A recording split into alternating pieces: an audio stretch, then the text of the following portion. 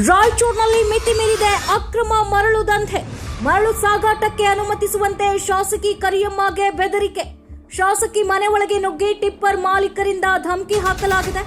ಅಕ್ರಮ ಮರಳು ಸಾಗಾಟಕ್ಕೆ ಶಾಸಕಿ ಬ್ರೇಕ್ ಹಾಕಿದ್ದಕ್ಕೆ ಈ ಕೃತ್ಯವೆಸಗಲಾಗಿದೆ. ಕಾರ್ನಲ್ಲಿ ಬಂದ ನೂರಾರು ಟಿಪ್ಪರ್ ಮಾಲೀಕರು ಬೆದರಿಕೆಯನ್ನ ಹಾಕಿದ್ದಾರೆ. ರಾಯಚೂರಿನ ದೇವದುರ್ಗದ ಶಾಸಕಿ ಕರಿಯಮ್ಮ ಮನೆಗೆ ಮಾಲೀಕರು ನುಗ್ಗಿ ಬೆದರಿಕೆ ಹಾಕಿರುವಂತದ್ದು.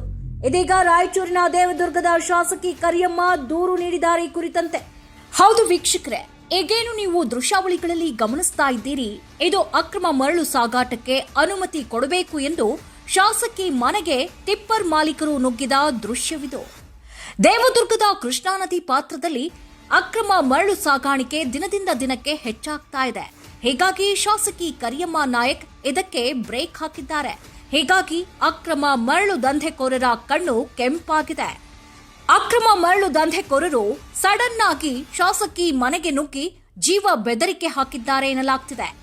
ಅಕ್ರಮಗಳಿಗೆ ಕಡಿವಾಣ ಹಾಕಿದ್ದರಿಂದ ಬೆದರಿಕೆ ತಂತ್ರಗಳು ನನ್ನ ವಿರುದ್ಧ ನಿರಂತರವಾಗಿ ನಡೀತಾ ಇದೆ.